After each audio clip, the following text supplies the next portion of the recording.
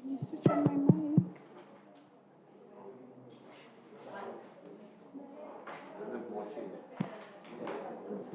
But then now to move the crowd and all the moving around and everything, there's going to be delayed a bit more.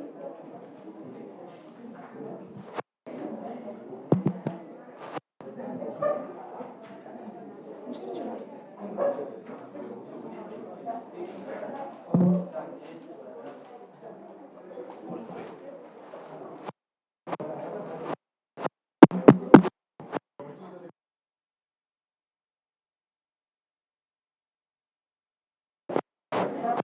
Bring it.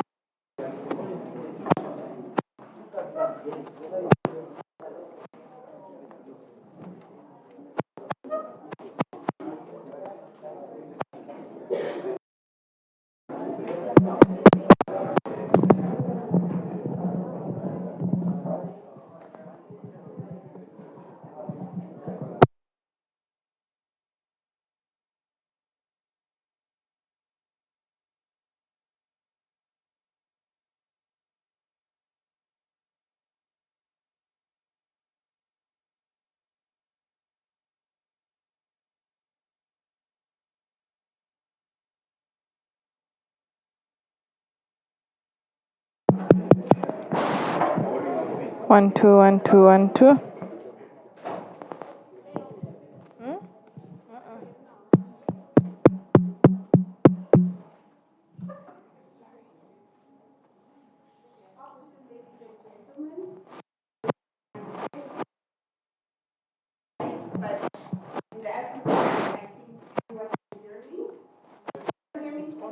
It's on. I switched the speaker off. So thank you for joining us this afternoon for our topic discussion. We are going to be exploring the remedies for a nation at the risk of desensitization. So the question we are asking today is Namibia as a country, are we becoming desensitized with all the happenings, corruption, maladministration, unethical practices? Are we having a high tolerance for that, and why? And we're going to explore remedies, anti-corruption measures that we can put in place to prevent that. My name is Emma Jorio. Is my mic working? Yes. For in attendance for the first time, you are at the House of Democracy. I am a consultant for NID. For those who are not familiar, NID, Namibia Institute for Democracy, is an NGO, a nonprofit organization founded in 1991. So NID implements a range of civic education programs, civil society development, social political survey and research, as well as anti-corruption programs. So before I begin, I would just like to mention some house rules. Keep your phone on silent or on vibrate. We are recording live. If you need to use the bathrooms, down the steps to your left. And there will be a Q&A session at the end where the floor will be open to the participants to ask our panelists questions. And I understand the topic of corruption tends to create a lot of debate, speculation, and allegation. Therefore, I kindly ask that you keep your questions respectful and be respectful to our panelists, please. And stick to the topic at hand. So our panelists need no introduction, but to those who are not aware of who they are or the work that they do, I would like to ask our panelists to kindly introduce themselves, starting with you, Mr. Graham Hopwood. Okay, so my name is Graham Hopwood. I'm the Executive Director of the Institute of Public Policy, IPPR. We also have our base here in the House of Democracy, along with the Institute of Democracy. Historically, we've done a lot of work on corruption-related issues and trying to develop anti-corruption strategies and laws going back more than 10 years. I think what we've realized in the last couple of years is that we suggesting to policymakers about how they can follow best practice or have really good laws that rule out corruption is not enough, and we need to do more. So this year we have a project called Integrity Namibia, starting which will attempt to advocate for corruption-free Namibia and get people across the board involved in that. So we can talk a bit more about the importance of advocacy and public pressure as we go on. That's a quick intro. But if you want to find out more about the IPPR, just check our website, ippr.org.na. Here? Yeah, good afternoon. I'm Johan Kutsia. I'm lecturing at NUS. And yeah, my interest of research is in corruption, systemic corruption. I work in the public and private sector. Yeah, even in insurance or a number of professions I've tried. And I'm very interested in corruption because it's a multidisciplinary, interdisciplinary challenge for Namibia. We should not see corruption as something on its own. It is in all areas of life, and that's why I'm interested. My name is Dimbulukeni Naoyoma. It's difficult to introduce who I am. Yeah, I'm a recently released political prisoner on the 22nd of August, and I really just deal with social activism.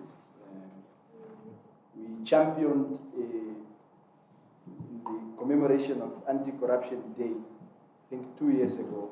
We've championed the march to the Anti-Corruption Commission.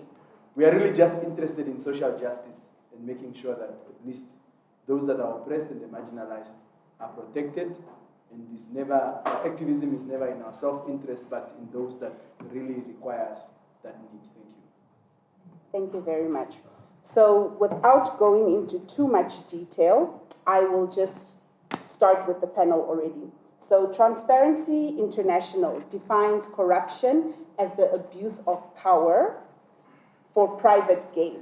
So my first question to the panel members, I think I'll start with you, Prof. Kutsia, our corruption guru.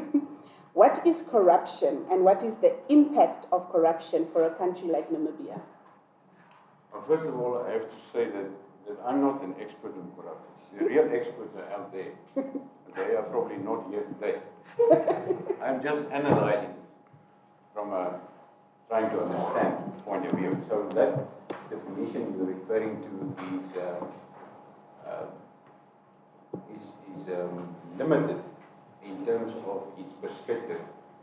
It doesn't cover the different areas of life, because corruption is coming from the Latin word rompere, if I pronounce it correct. I didn't have Latin at school, so I apologize. Online. It's for the online guys. Okay. Yes, I'm happy you are here. So the Latin word rompere means to break. So what are you breaking? You're breaking systems. You're breaking people. And the opposite of corruption is integrity.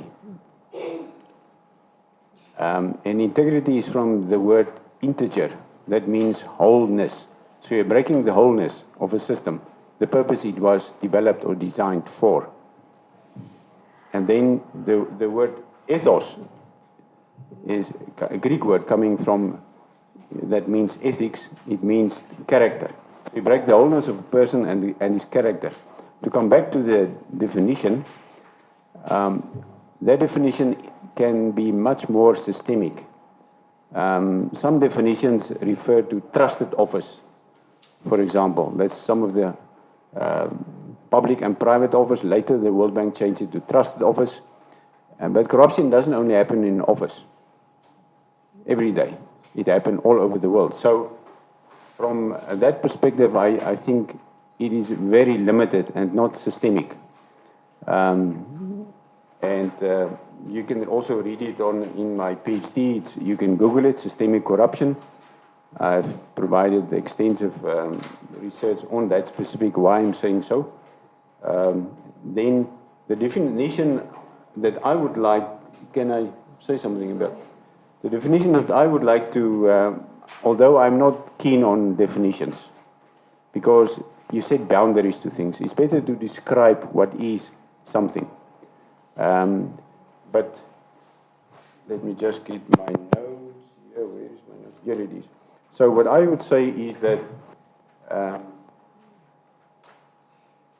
corruption, and I'm quoting now, it is coming from the Merriam-Webster Dictionary, 2010, an impairment of integrity, a virtue or moral principle, a decay, and or an inducement to wrong by improper or unlawful means. So that means that's why I've referred previously to the word integrity, that you break the wholeness of a system, you deviate from its intended purpose. A departure from the original or from what is pure and correct, or correct. Now that is debatable. What is pure and correct? I mean, it sounds very academic, very vague. Irrespective of that, criticism and or an agency. Now that agent can be a public, private, civil organization, religious, SOE, doesn't matter, ministry, or influence that corrupts. So we know that power corrupts and influence corrupts because people tend to be power hungry. So I would say that's the most systemic definition I could find while I was doing my PhD on corruption. And that described the word's integrity. And what does it mean? Now, if you look at the definition, always look and ask more questions. What is integrity, for example? What is influence? And so on. So, I think the Oshikowanyama word for corruption is ulingi-lingi. And Mr. Zuma said there is corruption, there is no word in the African language for corruption. Be as it may, we have to deal with this monster now. So, yeah, that's what I would say. The problem with corruption, we also need to put it in a spiritual context. And that is always an ego versus the soul. And the ego caused the greed and the power hungriness and the bling culture. And it's just me and I. So I would later talk about the remedies, but corruption is I also have a blog in the Republican for years. I've written there, and I called the blog Corruption a Social Disease. Because it is not just a social disease, but people can relate to that. It is like a cancer.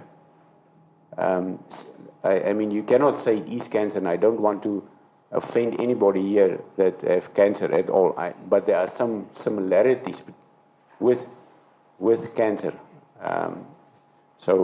But that's probably not the best metaphor to use. So then we can also say that corruption is an evil in society because it damages and it also breaks the soul of a society. And it's very important because it's not that we have more corruption compared to America. It is only they can afford it much better. In terms of magnitude and numbers, America is, for example, much more corrupt than Namibia. But it matters here more because the poorest cannot afford it. That's why it's such a bigger issue here. So that's my words on the perspective of the corruption. Even the Anti-Corruption Commission definition of corruption is very limited. Now, I understand from a legal point of view, you need to limit something.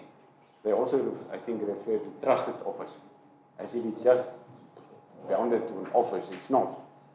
But I can understand the legal perspective. You need boundaries. Otherwise, you cannot file cases. You need to demarcate it very specific. But actually, corruption is systemic. It can be ad hoc incidents, or it can be systemic, in a systemic nature. And once you've reached that endemic nature point of view, then it takes a long time to reduce it. So corruption is like a monster that is swallowing society more and more, and we trust each other less and less. And we trust government less and less. So it is really a pathology, to put it that way, a social disease. Okay. Do I speak into this, or do I speak into this? Whichever. Okay. Am I okay speaking into this? I just speak this. Okay. So I think we also feel there's a need to be clear about a definition, because otherwise you can end up with such a wide definition of corruption it can almost apply to anything, and I'll give you an example just now. But so we in IPPR, for the purposes of our research mostly, are using the current Transparency International definition, a slightly different wording from what you said. Corruption is the abuse of entrusted power for private gain. But then the Transparency goes on to say, corruption erodes trust, weakens democracy, hampers economic development, and further exacerbates inequality, poverty, social division, and the environmental crisis. Exposing corruption and holding the corrupt to account can only happen if we understand the way corruption works and the systems that enable it. So that comes back to what Johan was saying about understanding corruption as a systemic feature of societies, or some societies at least. So the reason why, to be clear about corruption and what it might mean, is so that people can't trivialize it.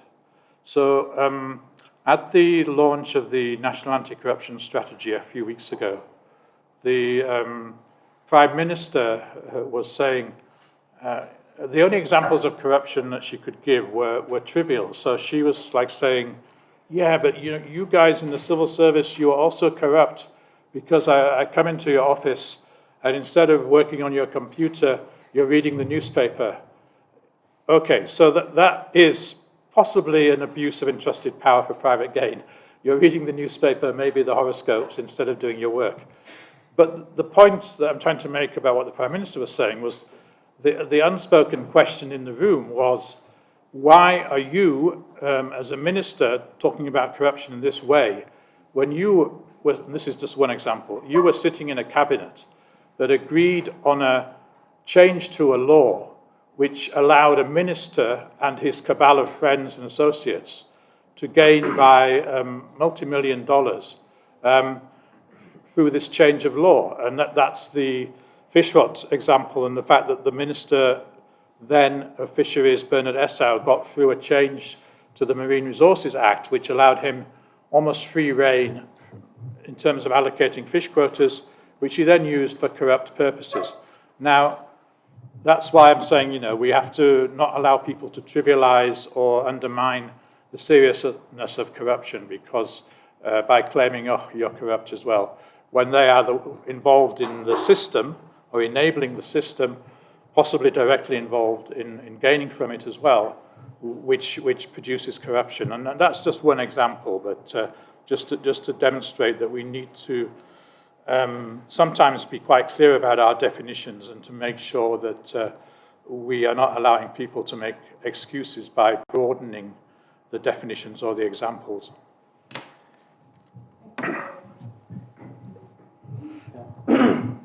Yeah, I think I'd concur with what Graham is saying, as far as the definition is concerned, because I think the most important element in the aspect that we must be able to take away from is that there is a conduct of dishonesty.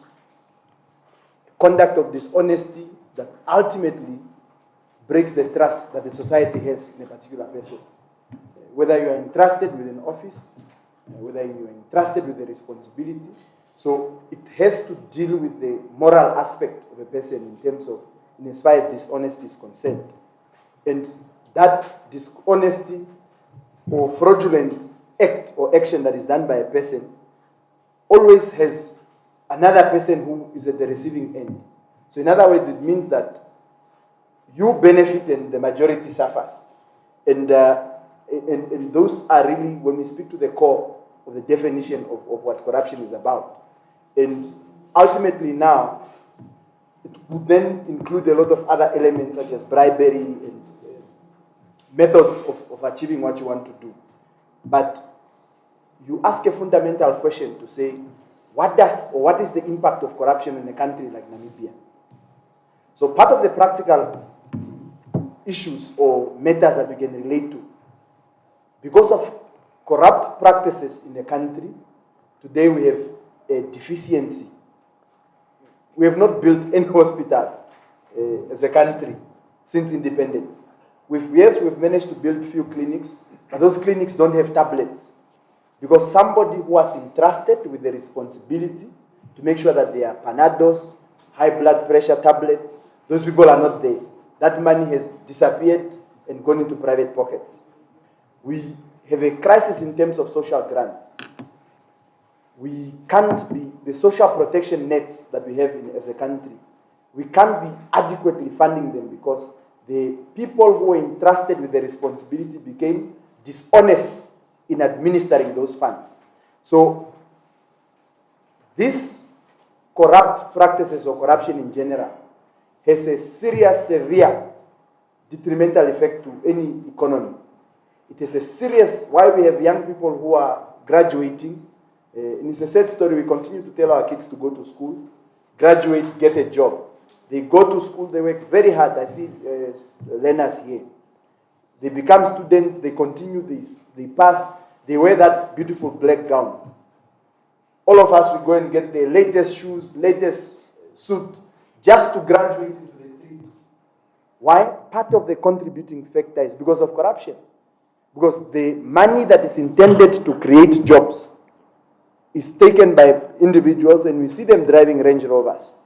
We see them living amongst us, spending up to 100,000 in a nightclub, as opposed to creating practical jobs.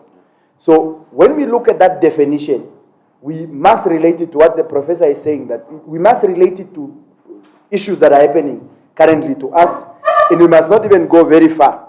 And that is why Graham is saying that it goes further to exacerbate the inequalities in society. That is why the rich continues to get richer and the poor becomes poorer. And what happens to the poor people? They then become criminals and we see them in jail. So what is the ultimate crisis that corruption is bringing for us? We see a lot of young people that are filling up jail cells and those institutions. It's not by choice, but it's by design. That is why the Prof is speaking about that systemic corruption.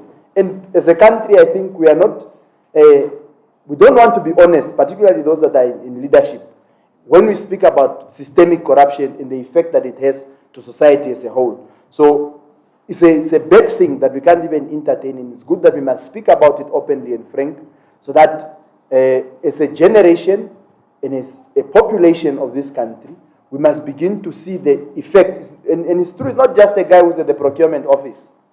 It could be just you who's tasked with the responsibility to make sure that we have enough chalks, we have enough tablets, we have services that are delivered, and you are not there.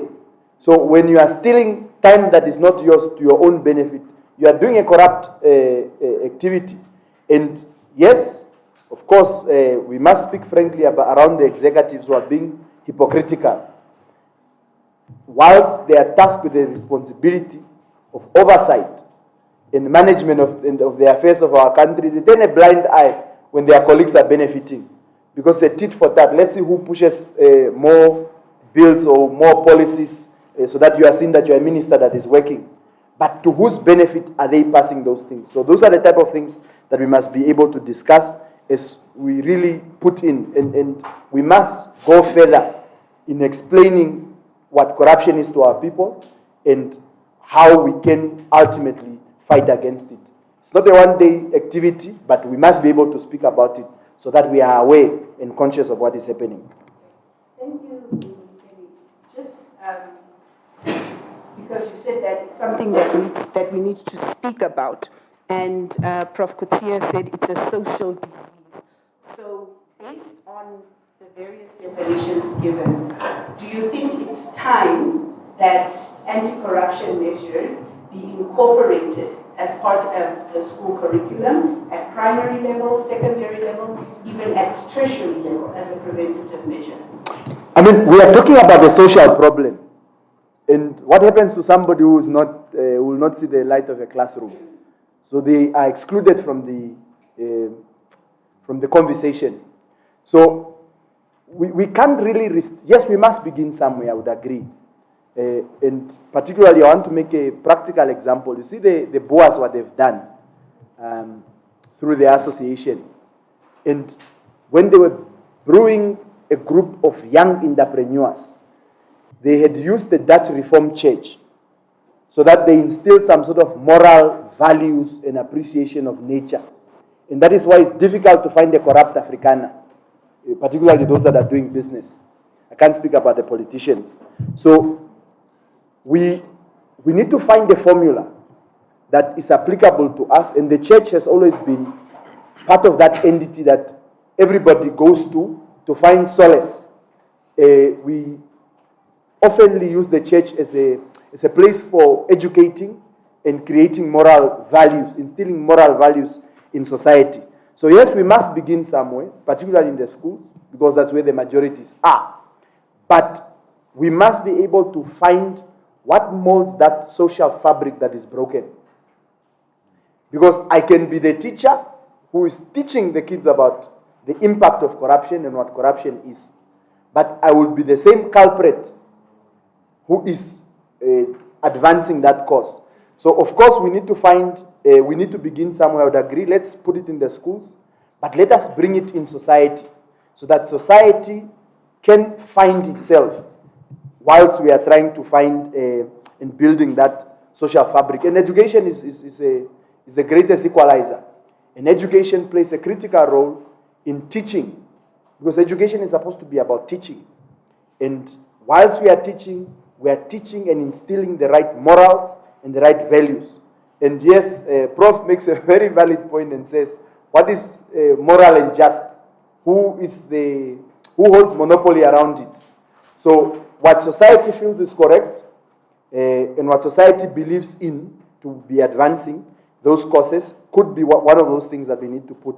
But I would also say, in as far as we are putting it in schools, we need to give the institutions that are held dear and high in society of value to be doing a just cause in engaging society for those that may not be in those formal structures of education. Thank you. Prof. Kutia, recently the Namibia University of Science and Technology was in the papers for awarding complimentary marks to students who failed their exams. So the awarding of marks, those who received 45% to 49% were automatically granted a pass, just 50%, nothing higher than that. What is your take on the lowering of standards in education and training? How does that contribute to increased desensitization? Yeah, thank you. It is a very critical question, because education is one of the equalizers in society. So if you lower the standards of education, you lower not only the living standard of people, but the ability to treat other people. And what Gandhi said is, I think it was Gandhi, Gandhi said it. Gandhi said, and I have great respect for him because he believed in no violence, and I associate with that, it's very strong, is that you should look at the society, the way they treat the animals. So Marx said, who educate the educator? Now, if the educator is lowering the standards, for what reasons?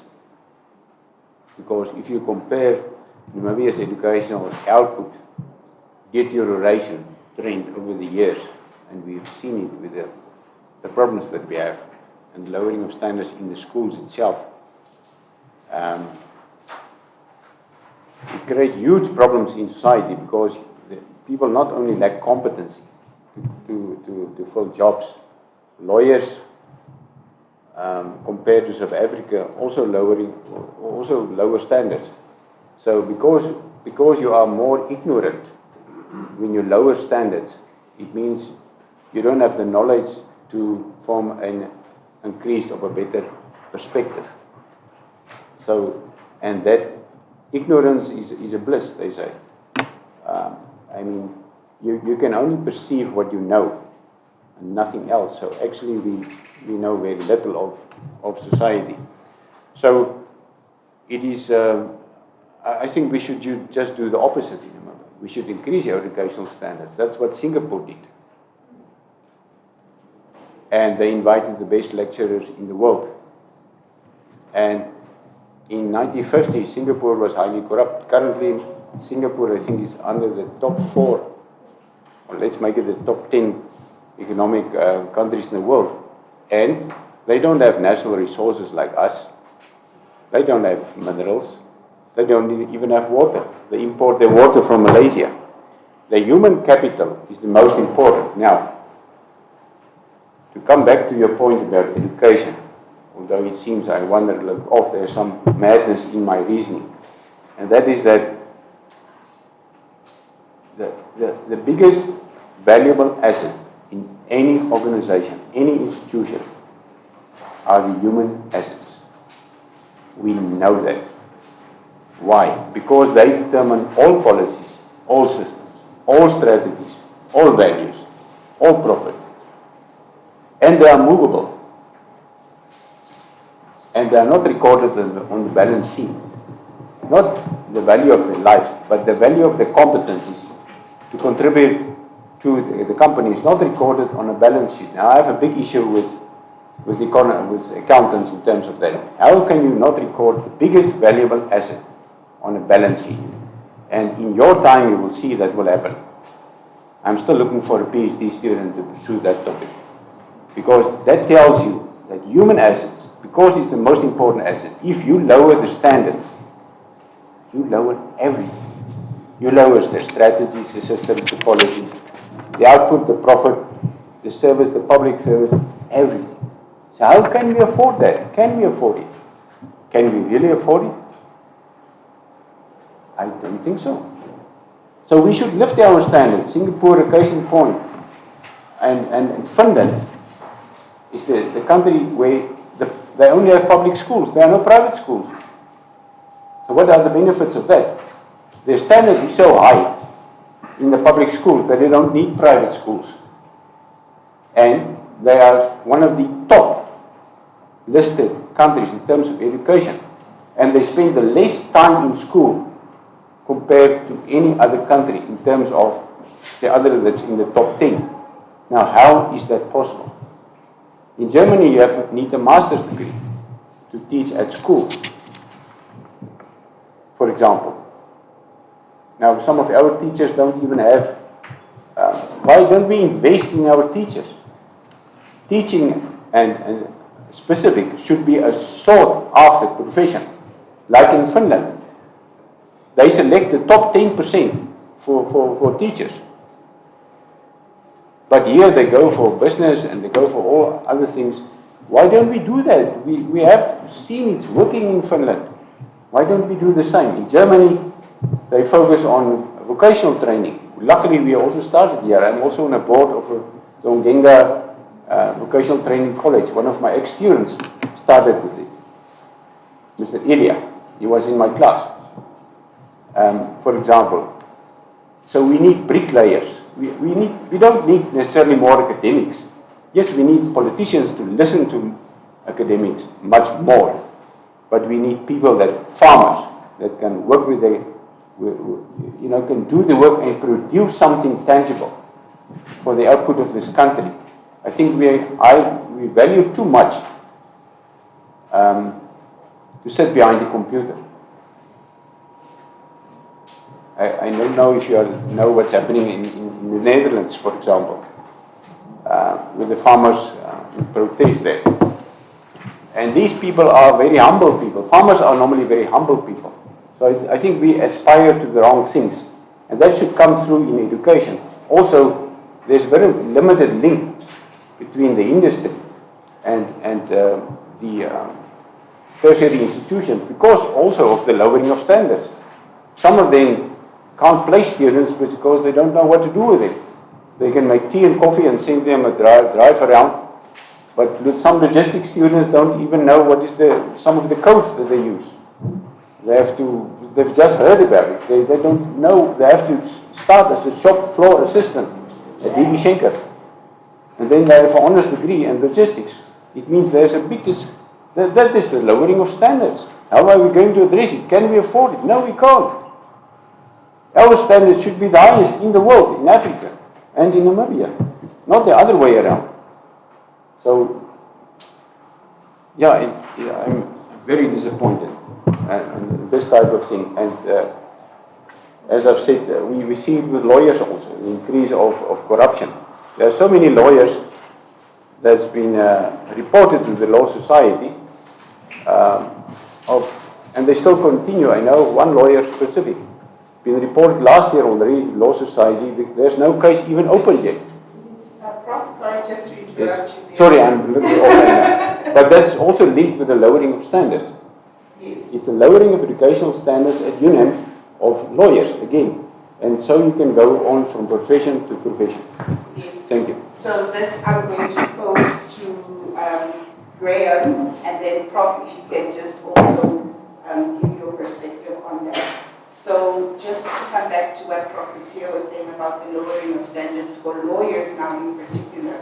So despite the Law Society of Namibia being a governing body, why does it seem that it's on the increase in the legal fraternity?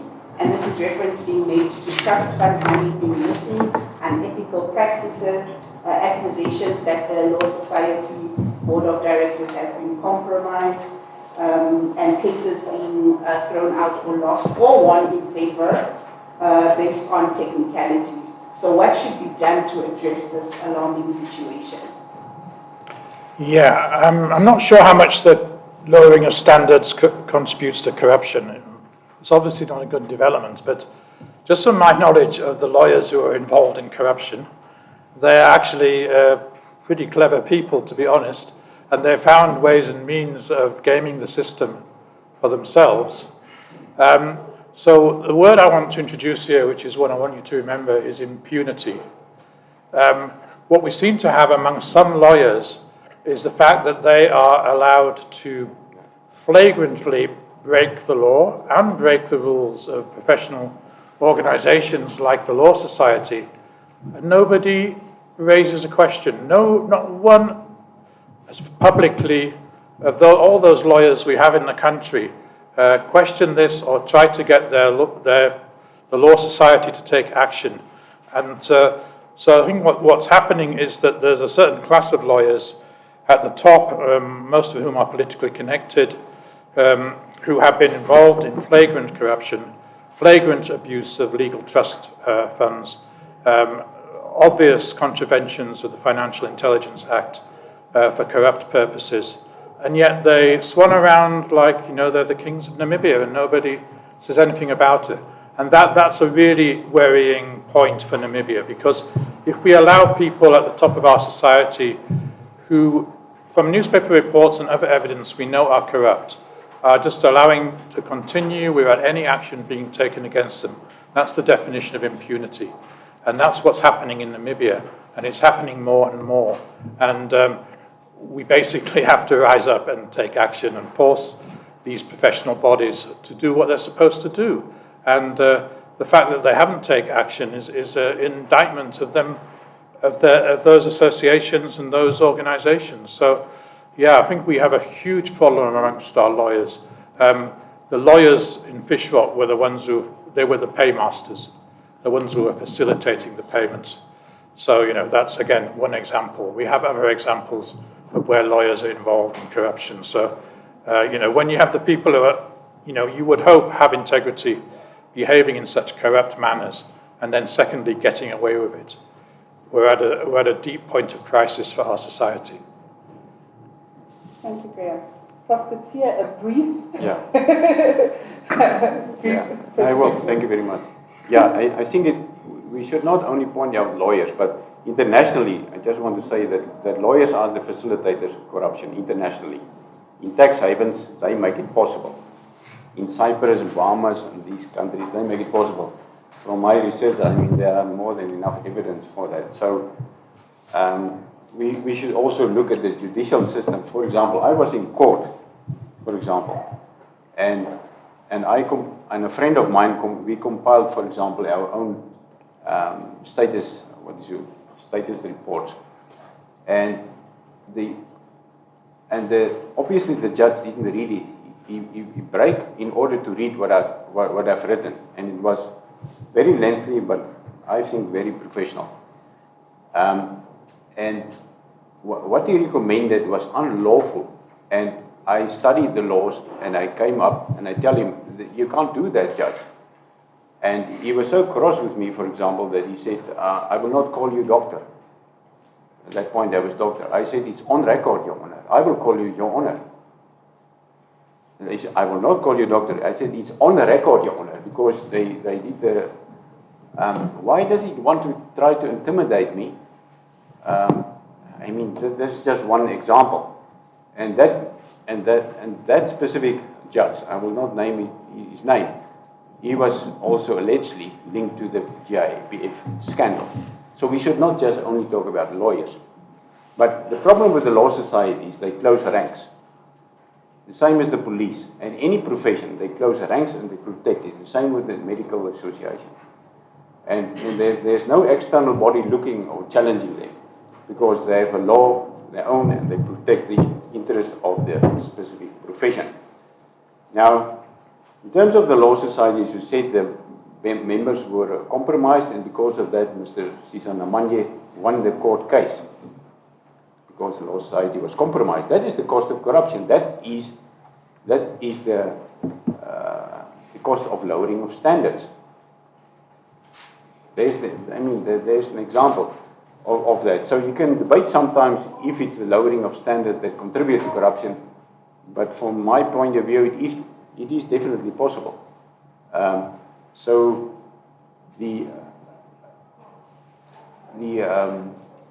I think if lawyers lower standards, it means that you pay more for his time in court, because he's less capable of handling your court case.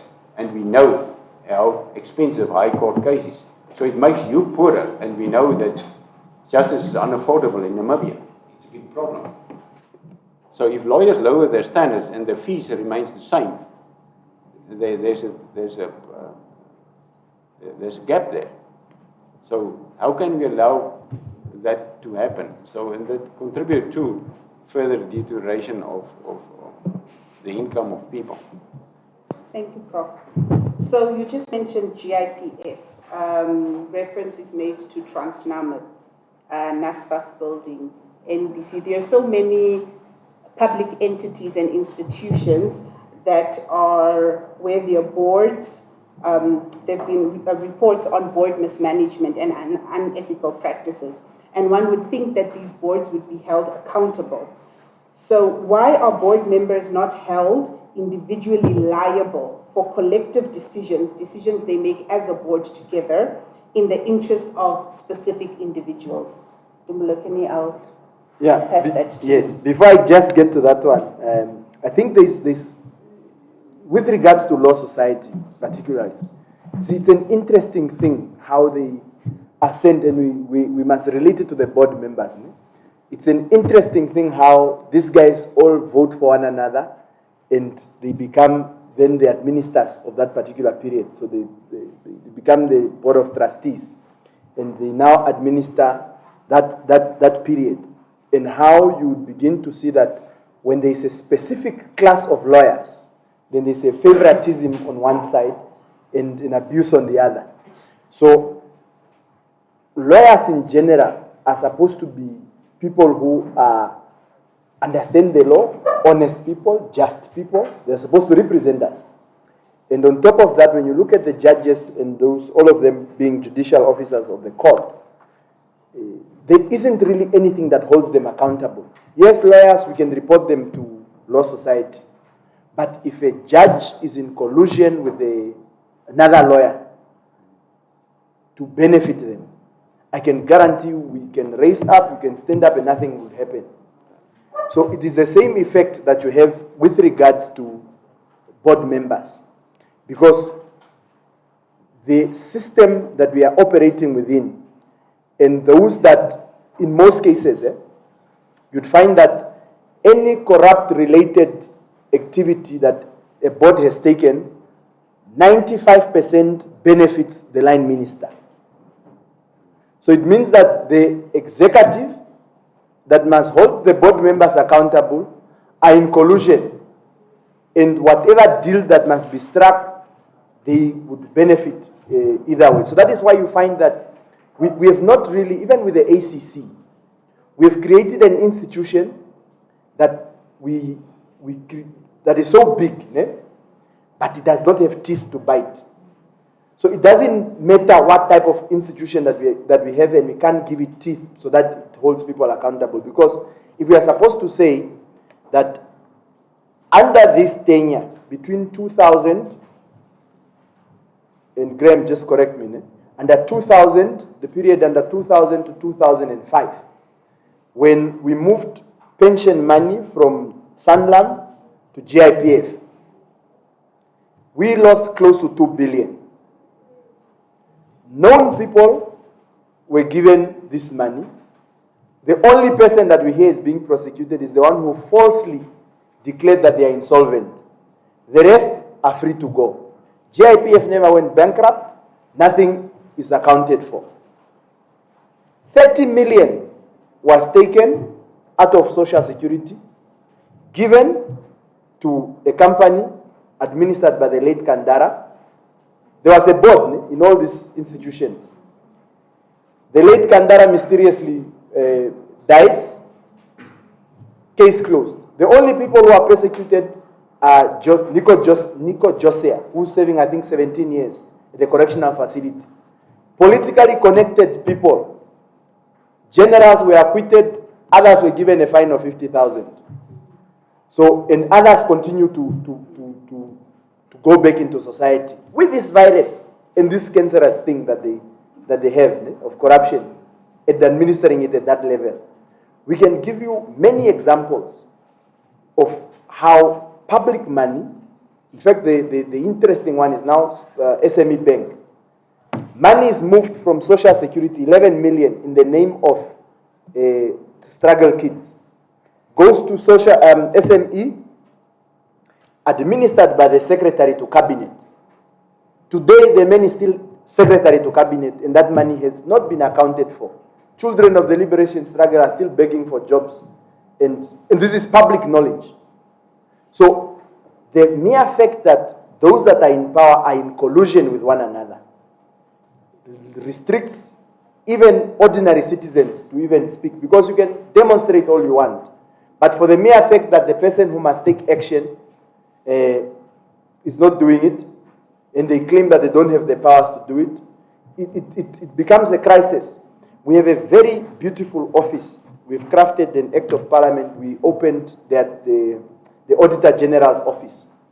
There's audit reports that are given, and we are told money is misplaced in a particular municipality, in a particular government office, in a particular parastatal. But the Auditor General does not have the power to lay a criminal charge, and so that these people are charged. We took up a case of the former defense minister, Yandakolo, Penda Yandakolo, and of which, on record, the director of the ACC confesses to us and says he was in the same predicament. When he moved to Windhoek, he was a magistrate in Ovamboland. He didn't have a place of residence. So you are supposed to stay in a place for over 3 months, get accommodation, and beyond that, anything that is paid to you you are supposed to return back. It's actually a corrupt act, and they call it administrative corruption. So this administrative corruption simply means that, okay, if you acknowledge that you were wrong, you pay back the money, nothing happens to that person, that accounting officer was responsible for those transactions. So in as much as we want to say a lot, we need to redesign this system so that it's able to hold people accountable. Institutions that they need to be given teeth, we give them teeth, but at the core of it, we need a woke society. The society must not be interested in entertainment, alcohol, and girls, particularly for the young boys in the Habli nation. So we must be able to be speaking about practical things and how we can hold these people accountable. Because remember, if society is sleeping, those that are corrupt will never be here to speak about corruption. We have limited information on corruption because it's difficult for us to get to the system and get to speak what we actually do. And those that are corrupt, we know where some of them are, but those that are genuinely corrupt are still in the offices and administering policies as we speak.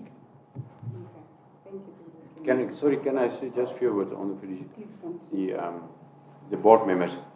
In terms of the Companies Act, the board members of all state-owned enterprises and private and public institutions on boards have fiduciary powers. And we refer to the powers but not the duties. And that's very important because it is things like you have to act in good faith. And it includes now the trust and the honesty he's referring to, all based on a foundation of intellectual honesty. Now, to act in good faith and take care is another one. One of the fiduciary duties is that you need to take care of the institution as if it was a disabled person. Now, it's even more important if you take care of another person. That person can probably still think for himself. But a company is a legal entity, can't think for himself. So the board members basically become the brains, the mind of the institution. In such a way, that's how critical it is that you should comply due diligence and declare your conflict of interest. So these fiduciary duties are voluntary, but they are also not voluntary. They are compulsory, but they are not applied in Namibia. The King 4 and so on, those type of codes are not, they are voluntary. But the problem in Namibia is that there's political involvement. Air Namibia, the board, and so we can go from one board to another, is the people representing government are political appointments on arm's length to the minister. They are not there to serve the interests of the citizens of this country. And everything is politicized. So if the minister, look at what happened to the Sports Commission board with the appointment of that specific CEO. If the minister doesn't agree, it can't happen. Now, she stopped everything. She overruled the board. How is it possible that a minister can overrule a board? But that's how it is in Namibia. That's the culture. So how are we going to change it? How can ministers run the boards of state-owned enterprises? And how can we expect then liability? We're not even talking about accountability, because on boards, decisions are taken collectively. But you are individually liable. That's why the lady that was involved in the Avid case, that was a lawyer, she received, she said no, she wasn't aware of what's happening, because he didn't attend of the minutes of the meetings, didn't attend the meetings, and she only got a fine of 8,000 Namibian dollars.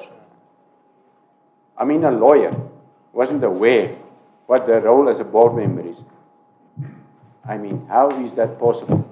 How is that possible, that lowering of the standards? Or is it ignorance, or is it deliberate? I don't know. We can't pinpoint it. But the point is, there's too much politics from the minister on boards. And therefore, we don't get liability. It all starts with leadership.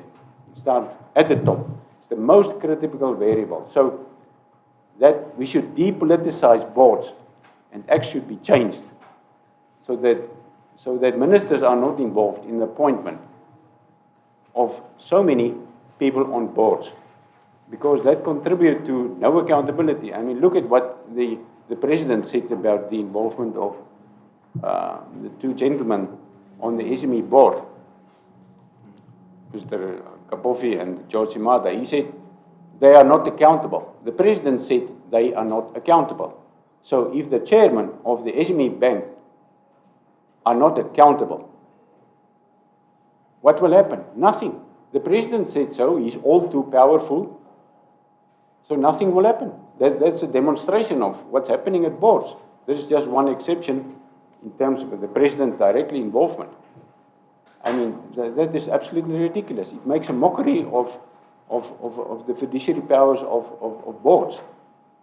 And I'm also sitting on boards. I don't get paid for anything. I do it because it is, but we see it, what board members are paid for, at Namibia, for example. And so we can go on. It is just a disgrace that people don't take their duties on boards seriously. Yeah, thank you. Thank you, Professor. Graham, I would like to point the next question to you. So in terms of legislation, we have the Whistleblower Act. So we know whistleblowers play a vital role in uncovering corruption, mismanagement of funds, etc. We have the Financial Intelligence Act, we have the POCA Act. So the Whistleblower Act of 2017 has yet to come into effect. IPPR has done research on that, analyzed the Act and provided some recommendations. So in the absence of the Act, how can we encourage people to come forward as whistleblowers if they're not protected by the Whistleblower Act? Because I think it goes back to what they said, lack of accountability. Are we so relaxed with what's going on? Even if I come forward, nothing's going to happen, but we would hope the Act would protect people. So in the absence of that, how can we encourage people to come forward with regards to? First of all, I have to deal with the absence, because we have to ask, why is there an absence? When this law was passed by Parliament in 2017 and signed into law by the President, but here we are 5 years later and not one part of it has been implemented, and not 1 cent in the government budget has been spent on setting up even a skeleton system for a whistleblower protection office. So, you know, again, we're back to politics. Go pass a fairly good Whistleblower Protection Act. It's not state-of-the-art, but it's okay. But then go around in public, go to the US and tell President Biden, we have a really good Whistleblower Protection Act, we have a really good Witness Protection Act. Don't mention that you've done nothing to implement it. So, you know, this is a sort of like a smoke screen or a mirage, you know. We put out to the outside world that this stuff is there, and we tell the reviewers from the UN Office of Drugs and Crime that we're fitting in and completing our commitments under the UN Convention Against Corruption, but we do nothing. And so, I mean, the first thing to say about whistleblowers is that whistleblowing is not easy, and it always has a lot of risks. And to do it without a law in place is obviously even riskier, because ultimately the law could provide immunity from prosecution for anybody who comes forward and gives important evidence about corruption or other wrongdoing, which leads to people responsible being prosecuted, or the correction of the error or the wrongdoing. So it is a very important thing to have in place, and it would also enable us to educate society in general about the importance of reporting on wrongdoing, and at least be able to say there is a law that you can seek protection under should you fear retaliation, which is a very real factor for many whistleblowers, retaliations from their employers, but also political targeting and retaliation. So, you know, it is an absolutely crucial issue, and it's hard for me, who's involved in this, to encourage people to whistleblow, because First of all, I have to explain that you might be putting yourself at risk if you do come forward. It might be morally and ethically the correct thing to report what you know. And that's why, I think even the opinion surveys of the ACC have shown that the main factor stopping people from reporting corruption is the fear of retaliation. So until we can provide some guarantees and some legal basis for protecting whistleblowers, it's going to be very difficult to encourage whistleblowers to come forward. So I think whistleblowers at the moment have the option of coming forward. They can come to the IPPR, but they can also go to journalists. Some brave ones might go straight to the ACC, but we know from what's been said already that there are serious doubts about the independence and integrity of the ACC itself. But, I think the newspapers are one possibility, and the media in general, for whistleblowers to use. Most professional journalists will protect their sources, so they're not going to expose the whistleblowers, their sources. So I would probably, if I had to advise anybody at the moment, tell them either to use civil society or the media to get your stuff out into the open. We can talk about this a bit more, but I'm not confident enough in Namibia's constitutional institutions like the ACC, like the Ombudsman, as independent, robust bodies to really be able to protect people. They seem to be, as we've alluded to already, politically compromised. Can I just quickly add to that? Yes. For whistleblowing, we not only need protection. Now, we know, as Graham said, that Namibia is a very small country, so there's sometimes only 2 or 3 people in the office. So if one blows the whistle, obviously all of them know, and whistleblowers are never liked. I mean, Snowden, Julian Assange, and those people, case in points. So it is not the culture yet in Namibia for whistleblowing, and therefore even your friends will not like it because they are afraid you will blow the whistle on them as well. So it's not a popular thing. It is for the most courageous in society. And even sometimes people come to me and then I pass it on to newspapers. But it is dangerous. But I would like to say that the Whistleblower Protection Act needs rewards. The rewards must be so lucrative that it encourages people to take the risk if we don't protect them. So, for example, there are very great examples in America. They have the Sunshine Act, they have the Whistleblower Protection Act, a number of acts. And the Whistleblower Protection Act in America says that if you come forward and you blow the whistle, and they recover that from the spoils of corruption, you get 15%. If the justice, that's right. And you can get between 15 and I think 25%, depending on if you take it yourself to court or the Justice Department. So if you take it yourself to court, then it's, I think, 25%. Now, on a few million Namibian US dollars, that's quite an extensive, large amount of money. Now, why do I make that point? Because we come back to the description of corruption. Corruption is a financial issue also. It is a risk issue also. It covers everything in society without making it tribal, but that's what it is. If you want to blow the whistle, you can lose your job. You can be, like Kandara, probably lose your, maybe didn't apply suicide. You can be shot, and that's the risk. So you need incentives that makes it attractive for people to blow the whistle, irrespective of the risk and the protection, where you get a new identity in a different country. I'm not even referring to that. That's how important it is. It's like all of us. We need incentives, carrots, and we need penalties. You cannot just have one or the other. A lot of children at school, your teacher cannot just penalize you. He must inspire you. There must be something in for you as well. Otherwise, you think he's just want to nail you, and you won't like him. Yeah. It's the same argument here. So why can't we do that? I mean, we have best practice examples. So according to me, the Whistleblower Protection Act is not a good act at all. because the minister can decide if a person get the reward or not and what the reward will be. The minister. What has the minister to do with the reward of a whistleblower? It should be automatic. If you blow the whistle.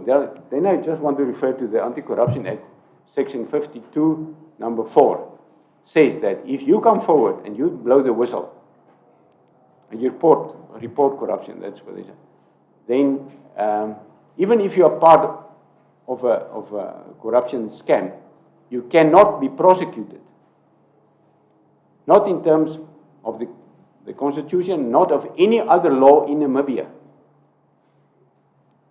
Now, that doesn't provide protection, but at least it says if you become a state witness, then you will not be jailed.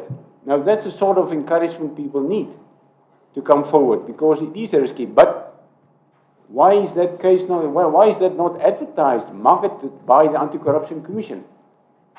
I would market it, because you need marketing of corruption, awareness of corruption. It is not just a subject or an issue that's about ethics. So corruption is very much a risk issue, and it's a financial issue. And if you lose your job, your whole family cannot survive. That's how important it is. That is the risk. It's not the risk only for you. It's for your family. So you should be rewarded for that. Otherwise, you will not take the risk. Why would you take the risk of your whole family on you, that depends on you as a breadwinner? And why haven't we done it? And if you look at the Whistleblower Protection Act specific, then you will see that there are penalties in there. If you anyway report something that, and even if you don't know if it is corruption, that it should be investigated, it's only alleged. You can be sued for incredible amount of money. What is the amount, Graham? The maximum sentence if you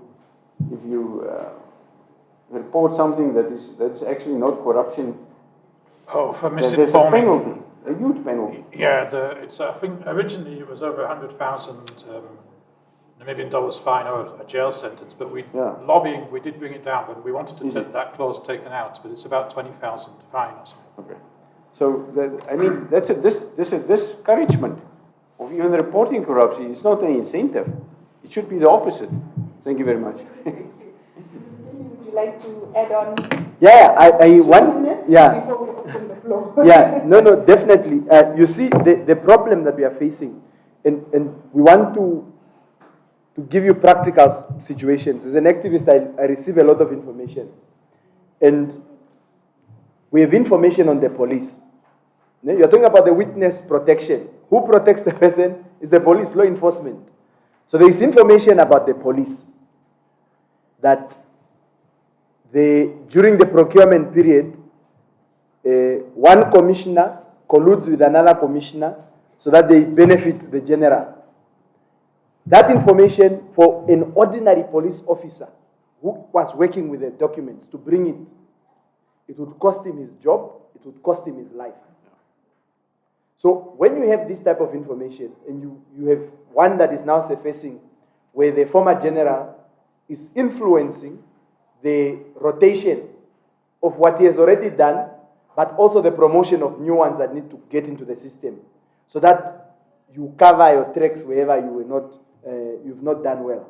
Now, for an ordinary police constable, for a constable or an inspector to give you this information, it means that they are risking everything. So this is where we are in terms of the witness or the Whistleblowers Act. So it doesn't protect this person who must now think, even if I just get $10,000 as a salary, it saves my family. But the moment I go public and everybody knows, anything can happen to you. Johannes Stevenson, how many attempts to his life was made? It's public. He has said it. So others who in our country, we just hear the other one is Ochomise, he shot himself. Another one we hear is Hair Lodge or whatever lodge out Midgard. So anything that you see that has political influence and it's a corruption scandal that is exposed, there's just this mysterious death. Luckily, a friend of mine, Matthias Aufiku, who wrote as a journalist, stood firm. As a journalist, he wrote about the corruption within the intelligence. They took him to court so that he can be able to, you see, there's this media ethics book, the conduct. You can't reveal your sources. So in order for you to do that, only a competent court of law can make you do it. So they went to court, ill-advised. So he says, no, in fact, I have more information. So they had to settle quickly out of court and say, no, we are abandoning that thing, so let's find another way. So if he was not a firm journalist, and that the issue was already in public, they went to an extent to accuse him of being a spy. So the first thing that will happen when you expose corruption is that you are first labeled. It's a third force, he's working with the Americans, he's working with the Chinese, he's working with he's sent. So he's an enemy to the state, he's an enemy of the people. So the act doesn't protect a person against their identity. What is scandalous is that the former Minister of Justice says, no, how will we do surgery on a person so the person is not known? So they don't understand the importance of this act. And also, Graham poses a very important question. Yes, we've passed it. But why is it that we have not allocated money to it? Because we know the moment we just allocate, even if it's $5, the ministers who have passed this particular law will be the persons who are at the receiving end. So we need to trade carefully. People's lives are at stake. So when we encourage people to go and say, speak out. Yes, some of us, we post about these stories that we get because we are not afraid. We've already been to jail. There's nothing they can do to us. Maybe just kill us. But how many people would sacrifice their lives? There's a thing where I come from in our culture. They always say, no, people are not carried in the same Edikwadifa. So I don't know this, where you put the child at the back. Abacross, yes. So they start saying that, no, you need, you see the gray hair like Graham's gray hair. So he has some sort of wisdom that he got from his great-great-parents to speak in front of people. So, but we do so, not with those things because we don't know. Maybe they put something in the Abacross where we were. But they always try to give you those myths to encourage you and also discourage others from speaking. But what is important to note is that, look, a lot of information or a lot of corrupt information is in the domain of society. But for as long as there is a huge political influence to try and scare people, people will never come out. But even those that give us information and you give this information to the public, these people will still be castrated. Even journalists are complaining. They are saying, no, you guys are the ones who, you have your social media is uncontrolled. I write a story, I bring evidence, but the editor, because the person we are writing about, they meet in the club, and they are cousins. Unfortunately, we can't release that story. So Namibia is a small country that we know one another. And once you start exposing people, even your own safety becomes compromised. Today, I must look 3 times before I even drive a car. That is why I use taxi most of the time. So they can't kill 4 of us, Some have conscience not to take innocent lives. But it's the life that we have chosen to live in. But it's the life that we need to encourage others to say, yes, let us find ways in really, really addressing corruption. Because corruption is a bad thing. And for learners, for example, the reason why you can't have a textbook, you must share. The reason why you must be bringing copy papers to school is because somebody who was told this money is for the education budget. They decided to check, but if I buy from India and inflate the price, or I must get information from my cousin who's at procurement to get this tender, it shortens the amount of material we must send to schools. It shortens those school feeding. It's not in Windhoek, but it's in the villages. But here we have people who come from the informal settlement who are worse off. You know that people who are in the city are more poorer than people in the villages. Because in the village, we have access to Embe, Nyanzi, Ndunga, and all other things that we can get. But here in Windhoek, chief, is just a dustbin in the street walk. Even water is expensive to buy if you are in the informal settlement. So corruption, it's at our basic necessities that we need to get. And the act, yes, as bad as it is, they don't make an effort to put a cent because they know they will be at the receiving end the next day. I just want to say that I once invited a whistleblower, a very prominent one, to make a presentation to my class, and the last moment she cancelled. And she phoned and she said, no, she's afraid, she can't do it. Thank you so much. There's an example. I will open the floor up for questions. Do you have any of our participants who would like to ask our panel members a question based on what they've heard? We've got a student way in the back. I think we should use the mic.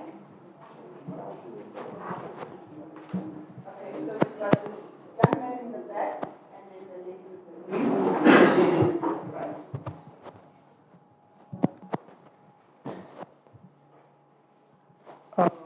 I would like to thank. Please state your name.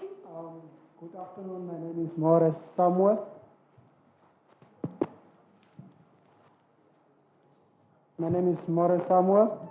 Firstly, I would like to greet everyone in the hall today. And my question will be, do you think it would be more safe if there was an anonymous app for whistleblowers to confess, like is doing it today, confession, whereby somebody can just write a text and then the identity won't be revealed.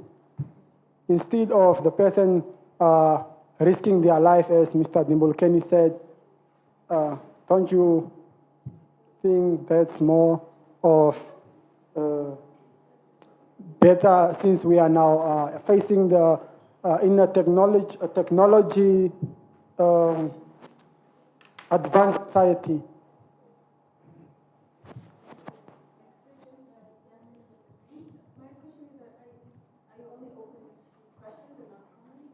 Questions, comments about that? Okay. All right. Good afternoon, everyone. Thank you so much for sharing your knowledge on these concepts that were asked today. I think this is working. So I just wanted to add on the topic of NAST dropping. Yes. I wanted to make a comment on, I don't feel that it's lowering the education standard, because I don't believe everyone is an academician. I feel that we use grades as a measure of intelligence. So you have these 2 hours to write exams, and if you're not good at remote, or you're not quick enough to think during the 2 hours of exam, then that makes a failure, basically. And to my mouth? Okay. And I also believe that we use a European curriculum for an African country, and it's a curriculum that is also outdated. We live in a modernized country, but we're still using a curriculum that has been there for independence. So I don't believe that it is lowering the standard of education. Yeah.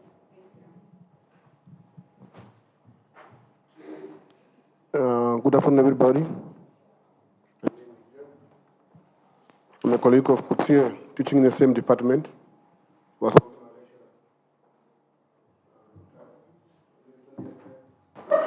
I have a question. Number one, again, had the chance to change the governance system in Windhoek. Of course, they, for 2 years now, got the CEO. And the partnership and the partners were part of the governance system. What happened till now was just a identity an event like this, the city, just the city, at the Steve Town. And if we have a poor government system, it's another problem again. Land distribution in the country, the policy itself was not transparent, and it has never been transparent. Land was given to certain individuals with no productivity or building the country based on the land that we have. Till today, the list has not been transparent on how this land was distributed. The person may come from whatever region, certainly in healthcare, whatever, but in that sense, there's no, we pass through this farm going to our villages, but you see that particular farm has been destroyed. No maintenance, nothing. With regard to the lawyers, I agree with you, Dr. Kusia. The issue of lawyers is not substantiated. The back and forth of letters they're writing to each other and to the deputy sheriff is not substantiated by any means, and he just said that there is a bill of 10,000 that we need to pay, and that's not good, and that's also from part of corruption. And with regard to ministers and the board members, something that has worried me for many years, and I think in our meeting with Dr. Kusia, I think I raised that particular question in the last meeting. You apply to become a board member with such knowledge, but you are not being shortlisted or getting a chance to be part of a board member. But for a person with a PhD, master's, you can't be shortlisted. And that's the biggest concern. And yeah. Thanks. The gentleman here in front, and then we'll have the panel members answer those questions. No. It's okay.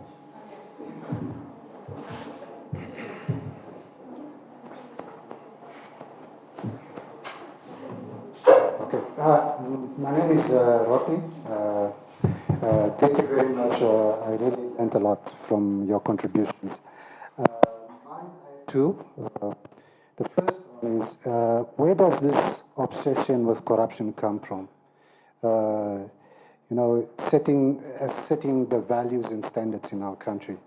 You in the corridors, you see so many people aspiring to these values and standards that are not really good for prosperity and for social transformation. Inherited them from apartheid. You mentioned the Oshivambo word for corruption. Is it a traditional thing for Namibians? Or are they being set by our leaders in the sense of what is right and wrong currently? And then the second one goes to Graham. Can you just expound a bit about the importance of accountability with regards to political parties? Because these are the entities that end up shaping the governance of our country. Thank you. So I'll let the panelists answer, and then we'll have another round of questions. So the first question comes from the student regarding anonymous reporting. How viable is that? Is that something that could be done? Well, yes. We're actually in the process of setting up an online whistleblowing platform where anonymous is an option.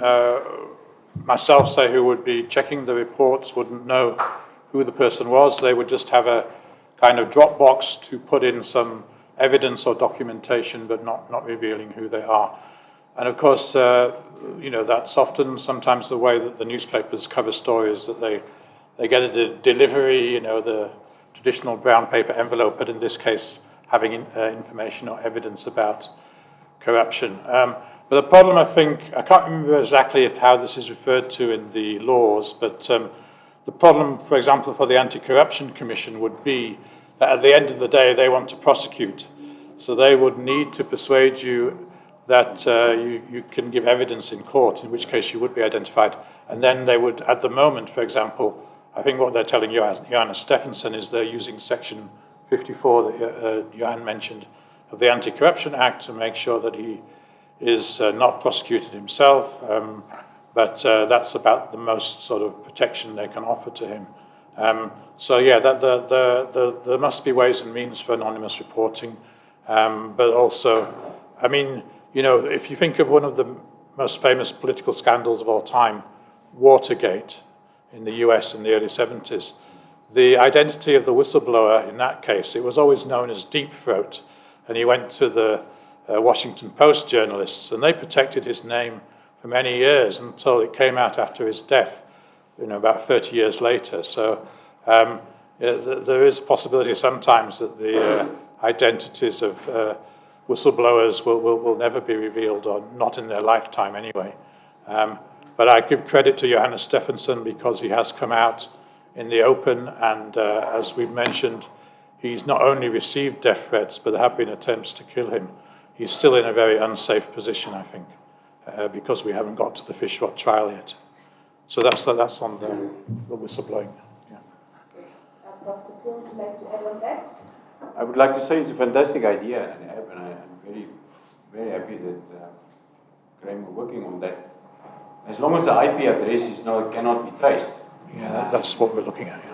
Yeah. If your IP address can be traced, yeah, I mean, interception of information.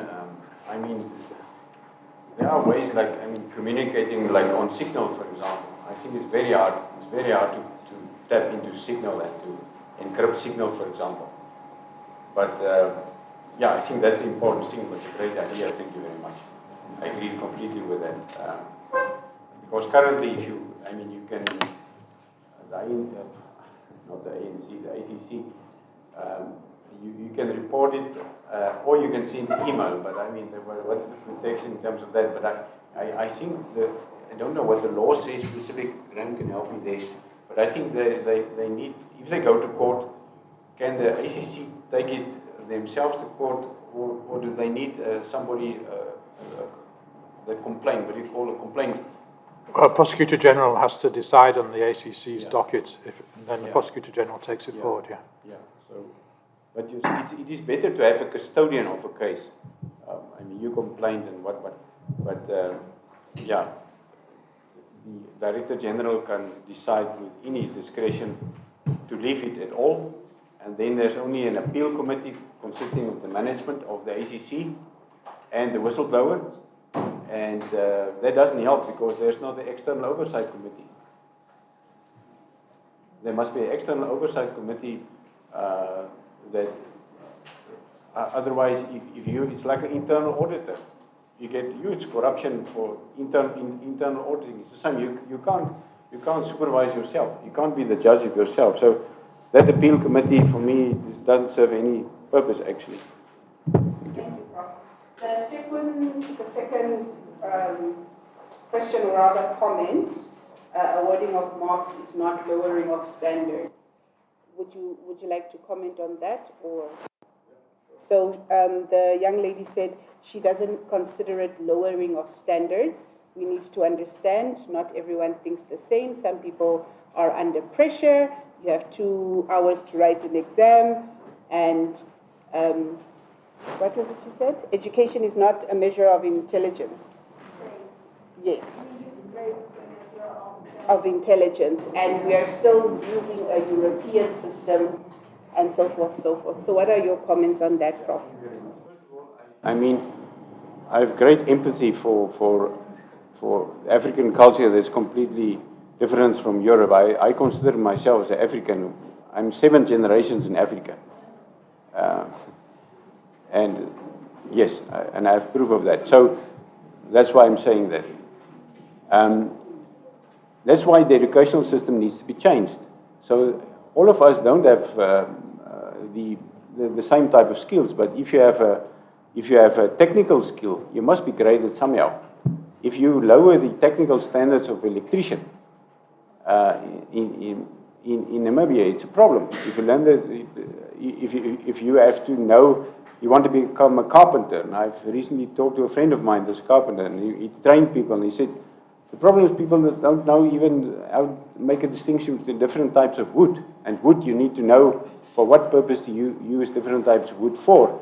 So if you lower that standard, it's a disaster for the company. I mean, how are you going to deal with that? However, there are other ways. Like you can, all my exams are open book. It's because I studied for years and years. I have 6 degrees. I still have nightmares sometimes of writing exams. And I can relate to that. That's why I give my students open book exams. Why do they need to fear to be examined? It must be, you only remember things when you have fun and when you work on it constantly, as close as reality. So I give them even the test paper 2 weeks in advance, and it's open book. But there is my student. And you can ask her if it's, you cannot just grapple something out of thin air. The theory is not going to help you. It's about application. And you have to think about that. And if you lower the application of knowledge, you have a problem. Because then you are sent out to a company that employ you, and what can you basically do? You cannot apply your knowledge. You can't add value. And then it's a problem. So, yeah, I've different thoughts on it. And yes, the curriculum definitely must be changed. But you cannot just always lower standards, not technical standards. I mean, it's a disaster. Simple as that. I mean, we don't always need exams. I completely agree with you. It's not needed in all cases. In some cases, it's still needed. Yes, we need to test the quantitative ability of a person, or numbering of things that you need to do in a very short period of time for specific jobs. But if you interpret, trends and analysis and come with arguments for and against, just provide the open book exam. Why not? That is the things. What I remember from my MBA are not the exams. I remember all the assignments because I made it applicable on my work. That's what I remember. Yes, we need to change it. Case studies, we need to change that. And so we can go on. There must be more interactive education. Not just a lecturer talking the whole time. People working in groups and dramas. We have talked about how we need to change the curriculum in school. What about Africans like dancing and they like songs? Can't we make some dramas and operas and plays about something where the message of corruption is coming through? Why not? And instead of writing something, just an essay that's been evaluated by some teacher about corruption, it should become part of our life. And we like singing. We are great with that. So I think our curriculum needs to be completely adjusted. And there should be not a difference, for example, subject about ethics or corruption. It should be integrated in all subjects. Like, what is economic corruption? It's rent seeking. It is deprivation of preventing people from, and then you give the different kinds of manifestations of economic corruption. And political corruption. What is nepotism, patronage, all the different types of political corruption. You can list there. There are several of them. I've studied them, and so you can look at the science and technology as well. We live in an era of data dictatorship. The war is not physical anymore. It's the information war. It's the biggest war currently. And there's where the corruption is. It's not just in terms of cybersecurity and all that.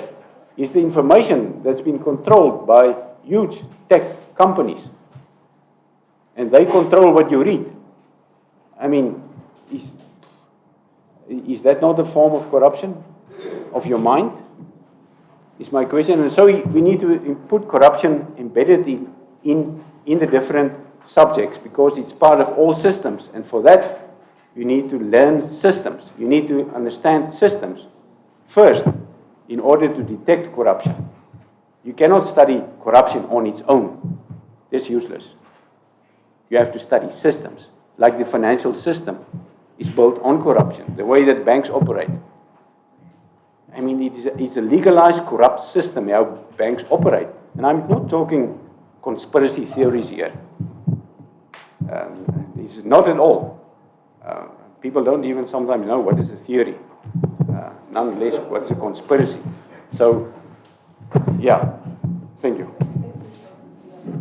So, Bulukeni, the gentleman over there, posed a series of questions, comments, saying that the AR was in charge of governance at the city of Windhoek, or rather the coalition that was formed. So AR was part of that coalition. However, land distribution seems to be a lack of transparency. There was a list provided. There was a list for land distribution, but that list has not been provided or is not transparent. So what's your comment on that? Yeah, thank you. I think the first one would eventually be on the app. Let me just start there just a bit on the app. To say that, yes, we must be innovative into protecting the identity of people. But at the same time, we must be able to filter this information that we get. You know, there can be a Siri where I just don't like you. You know, I just don't like you. And it's not even a corrupt act. I just want to taint your image. And I just go ahead and publish this information. But also what we must also have, what is it that we want to achieve? There are two things. If we want to prosecute, unfortunately the identity of a person at some point would have to come out. But if we want to sensitize and give consciousness around the issue in society, and ultimately people will stop. So once there was this trend where people were exposing these rape cases on social media. So even those that were genuinely raping these kids and youngsters, everyone was now cautious with this, what is it called? That is the correct word, to say yes or no. So we didn't know what the yes is and what the no means. Yeah, she's playing hard to get. So when those issues came out, you then found men took another position to say, hey, but I think it's possible now that I could literally be raping somebody without not knowing. So it raised awareness, people stopped, and it went in a direction. So if we want to achieve something where we are raising awareness in society, to say that all those corrupt people who are illicitly getting deals behind closed doors to stop, and that if perhaps I'm in charge of a procurement division and these documents that I've handed out, I would stop doing so because I don't know whether I'm next on the front page. Because so that also systematically, it can raise awareness and people can stop. But if we also want to end the result of prosecution where people really pay, but we must also find what is people paying. For example, the people who have benefited from the fish, we keep them in jail. It's the taxpayers who are still suffering. Because we pay for the lights that keeps them on. We pay for the water that they use to bath and drink. So we are double punishing one individual. So what is it that we want to achieve at the end? If we are saying that if you stole 20 million, we want our 20 million back, then fair and well, that is what we want to achieve. So the app would be welcomed, but we must be able to filter information to make sure that when we publish, even us as activists, when I write about a story around the police, for example, is something that we've been able to check the papers, we've been able to cross-reference, we've been able to do due diligence to say that you don't just want to tarnish somebody's image, because others can use it to settle political scores. So the city of Windhoek is what is happening at the city of Windhoek is a collective power struggle. It's a clash of egos in political identity. And it has nothing to do with the ultimate people who are the voters, who put councillors into position. So I don't want to apportion blame and say it's the 2 AR councillors or the rhetoric of saying we only have 2 councillors and others have 4 and others have 5. The truth of the matter is there's 15 councillors at the city of Windhoek who, for example, the example you've made around the CEO position, what I can digest from the comments that all of them are making is who benefits or who stands to benefit more when we have appointed this CEO. The previous management committee is saying that the process is mad with fraud and corruption. Former mayor has made the same allegation, but tonight we are going to see whether they are going to appoint a substantive CEO, because the MC has already recommended the candidate who then was top of the list. So you can see that it's not really about the positions. There was a motion that was passed to say, let's compile the list of everybody who has applied from 1992 to date. And let's see how many of them have gotten houses, how many of them must be apportioned. Extension 16, for example, I walked into the office, they didn't know who I was. So they started calling friends, are you not on the AR list? But there's somebody who has applied for housing in 1998 at the city of Windhoek. So it's not just about the political leadership, but it's also about those internal people at the city of Windhoek in their conduct and practices. But of course, they would need a stable leadership, which we don't see, unfortunately. We don't see a stable leadership at the city of Windhoek, and that is able to be transparent. We had hoped that with the aid of technology, you just upload everyone who has applied. And those that have houses would say, okay, no, please remove me, remove me.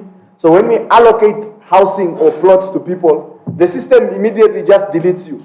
So we are able to physically see what is happening, and you don't need a brown envelope. So unfortunately, the system, particularly those that are in political leadership, would always want to gain political mileage and personal mileage.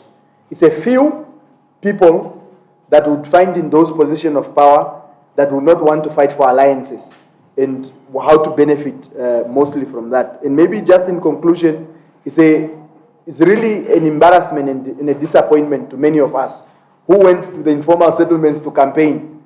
We went to convince people and say, we'll do things differently. We went to convince people in the informal settlements to say, we are going to bring you water. But until now, you are correct, it's 2 years, but there's no sign of that water coming. For example, there's about over 100 toilets that were donated through COVID. A mere council resolution to say, colleagues, next week, Tuesday, those toilets, let's take them to all informal settlements in Windhoek. It doesn't require them to do anything. Probably it's just logistics to transport them there. The guys that were discussing to say, no, under what policy, is it correct for us to accept donation? Is it not corruption? Is it not what? Is it not all these things, you see? So we can't take collective and decisive decisions where people must happen.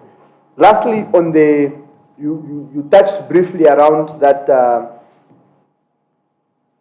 the list of the farms, the government farms that are allocated. My brother, is a serious concern. There's a new people, I think, who are now going to serve on that board.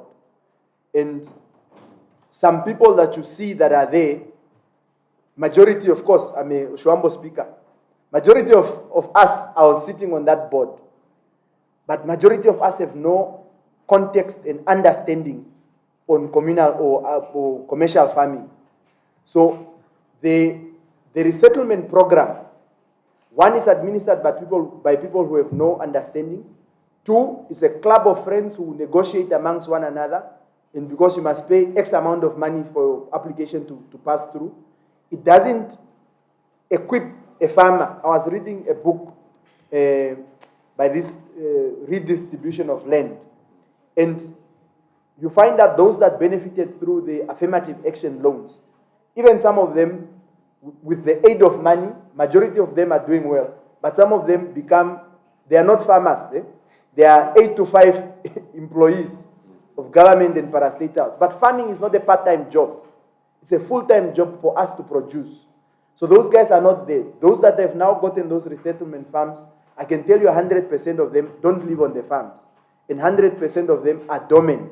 So we are not looking at a system where we are saying, if I am from Omaheke and I have 5 cattle and I'm interested in a resettlement farm to be able to produce X amount of beef at this quality, I must be empowered with the farm and with resources to ensure that ultimately we do that. So there's a lot of, Maushwambo is coming out. There's a lot of maladministration and corrupt activities around those allocations. It's something that we must speak about openly and frankly. It's something that we must be willing to expose, probably using under Section 52. But the problem would be that if I know who you are, I may not target you personally, but your family members become a consequence. So it's again that risk component in what we must do. I think that is just my contribution to that. And then from the gentleman here in front, the question was posed to you, Prof. Kutsia. Where does this obsession with corruption come from? Where does corruption come from? And I think I should just combine it together with the importance of accountability with our political parties. Yeah. I think I'll ask all the panel members to just touch on that question, please. Yeah, okay. Thank you very much. Yeah. I mean, where does prostitution start? It was always there. Where does corruption start? Men are, both good and, I don't want to say good and bad, but that's human nature to deviate because of our ego, and we are not connected to the universe. We are not connected to our plants and animals, and we think we are the pinnacle of the universe with our egos, and then comes greed and so on. But so there's no answer. I mean, even thousands of years ago, I mean, beyond the Bible, further back, corruption has been mentioned in many scripts, for example, Egyptian scripts and so on. So I think it's less important about where corruption started, although I will come back to apartheid, but what we can do about it. So if we want to stop corruption, I think it starts with myself. Do I have peace of mind? Do I have peace of mind? Because if I don't have peace of mind, it means my conscience is bothering me about something that I've done that I know maybe only me. So first I need to get peace of mind before, and you can have peace of mind, but we can't expect the whole world to have peace of mind. We have issues and so on. So to come back to the story about apartheid, yes, you can follow. It's always also related to the question about justice. How far should you go back? And the same story with the genocide. How far should you go back? Who should apologize? For how long is it valid? These are complicated. It's not mathematical linear questions. These are complex problems and issues. It is not easy. Because if you take, for example, apartheid, yes, it was a horrendous system, an evil system. And absolutely, but corruption don't only start there. Corruption, then you go one step back and you say, but the British Empire encourages corruption, because I took history at school and university. And the segregation policy of the British in South Africa, for example, and the Anglo-Boer War, the farmers were, I mean, the Boers, we call them that way, it doesn't matter. They were very, very poor. They worked in mines, and they called it the arm blanke vraagstuk, the poor Afrikaner question. It was a huge issue. So they they hated the English, what they shouldn't have done, but they do as a result of the Anglo-Boer War. When, for example, the only way the British could win the war is to burn the farms, put the children in concentration camps, and even feed them sometimes glass in the food. That is how the English people treat the Afrikaner Boers in South Africa. Now, that sort of thing, just like what happened in Germany, it sparked a reflex of hate. And then the Afrikaner, they put money into uplifting the Afrikaner. And then they just took it too far, completely too far. The National Party, the NG Kerk, and it becomes part of the systemic system of corruption, but it was all legalized. It was all legalized. So, and they couldn't find fault, but it was a horrible, system. I just can't imagine how horrible it must have been. Even if I try to put it in myself in another person's perspective, South Africa and the people that have been 27 years in jail in Robben Island, like Mandela, for example. So, but you see, and as a result, there was overreaction. And the form was apartheid, and they overreacted, and it was a horrible system. And so you can go back to history in different societies. There is no end to it. The point is, somewhere you should forgive. There is no other way. Somewhere, if you want peace of mind, you should forgive. That's it. You disadvantage yourself the most if you don't forgive. Not the other person so much, yourself. If you can't forgive, you can't have peace of mind. So then you will overreact, you will hate, and you will adhere to values like that's not conducive to society. Like corruption, for example. Some people say, some black people say to me, it's now their time to eat.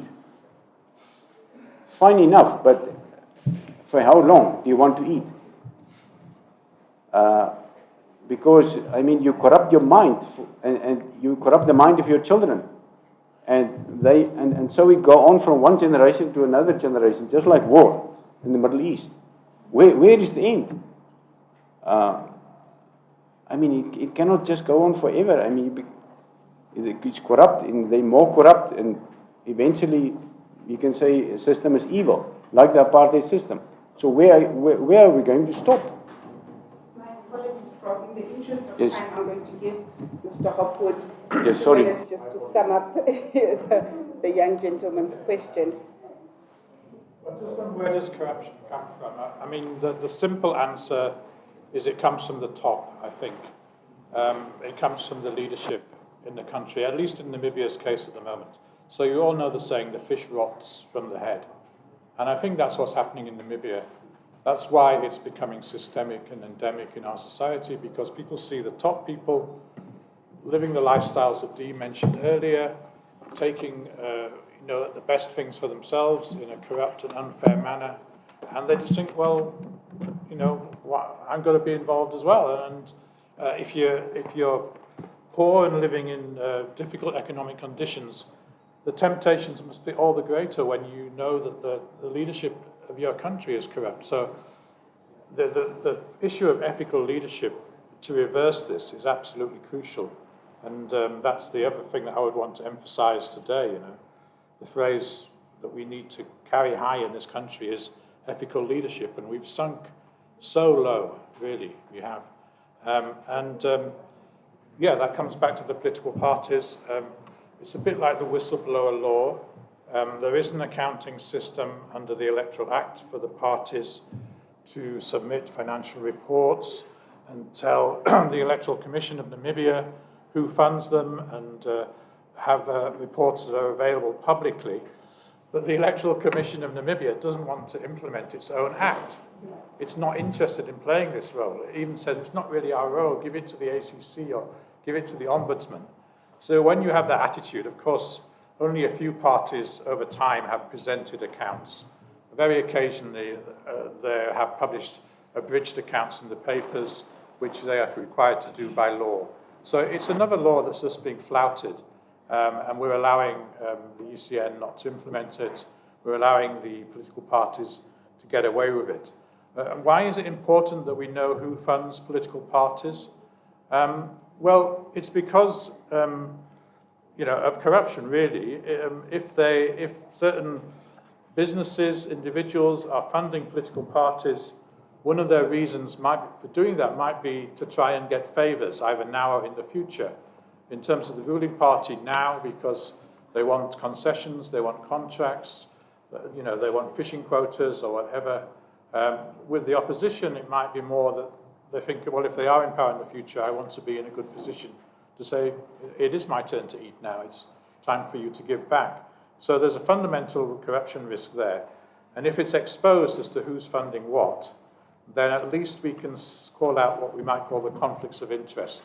When you know that a certain entity has been funding the party, and yet the people in the party have been allocating resources from government to that individual or to linked entities. And so that's why it's really important to monitor and control how parties are funded, in a nutshell. Thank you so much, Bill. Kenny, your last words on the topic. Yeah, no. Short and sweet. Yes. I mean, I would agree with what Graham is saying, to say that it starts from the top. But who's at the top is a person. So it starts with greed. So corruption didn't start anyway. It starts with a person, and that person was driven by greed in the first instance. So in the interest of time, and when we speak about the political parties, and particularly those in the opposition, try to hold accountability. It's a crisis, ne? Because exactly what Graham said now is what I wanted to say and say. If political parties themselves can't even be compliant to a specific law that says we are giving you public money, account to say that you've used $1 for fuel, $5 for administration, what? They can't do that. And you can't expect them also to hold even the executive when it comes to corruption. In the interest of fairness, we must know who funds who. Because if we look in our country, we just check Ministry of Health, who gets the most tenders and how much are they given to SWAPO. It's clear. August 26, under the Ministry of Defense, NAMFORCE, these things that are created. Now we are told August 26, get our money, taxpayers' money, but they can't be audited, they can't be called to order. So you see some of those things and how that money always trickles down to who holds the power. Now, lastly, we need an ethical leadership, really, in society. We need leaders who can bring that moral fiber to people. Give us encouragement, give us hope, give us interest to stay away from the hublis, give us interest to stay away from the clubs and bars, so that we are able to be part of the conversation of the economy.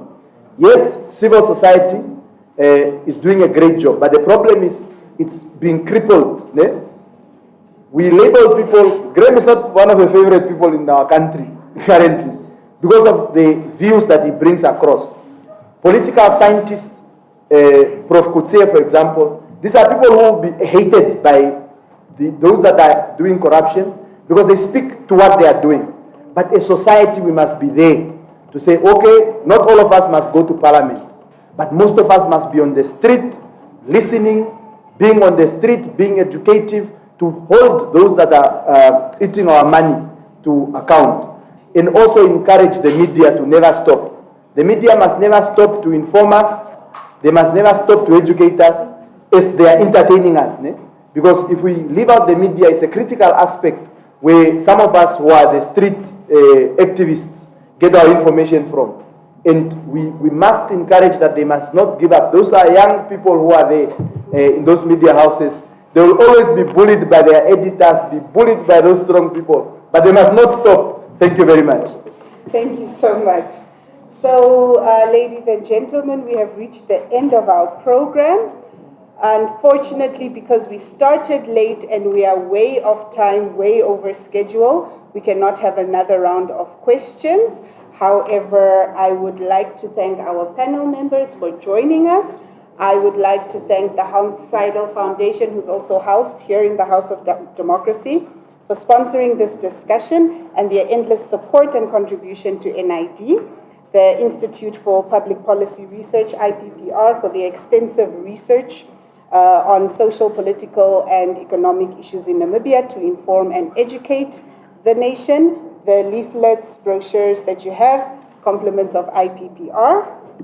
I'd like to thank Eagle FM for their technical support and recording us live on Facebook. And thank you to the participants. My apologies that we started late.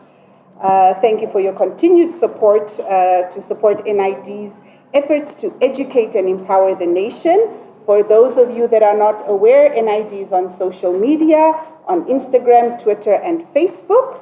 So follow our social medias to see when it's our next public discussion forum. And just to take note, next week, NID will be hosting Constituency Week. The aim of this event is to bring the councillors and the community together. There will be an open day on the 4th of October, 2022, at the Samora Michel constituency, and the public is welcome to attend. And kindly, if you plan on attending, kindly RSVP to the person that would be listed on the poster. So please note there are refreshments outside. Please take note, no eating in the venue. You are welcome to sit outside on the benches, and also let's be responsible citizens and keep our area clean and pick up after ourselves. Thank you very much for coming, and see you again.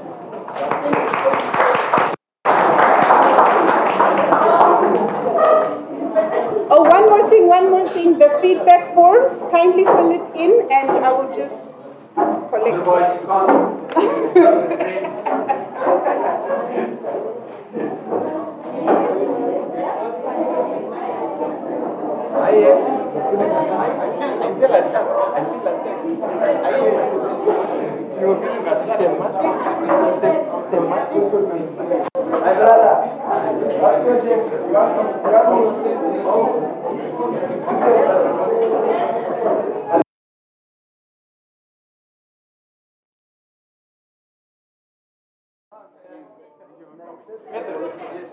My master is the system. Thank you for coming.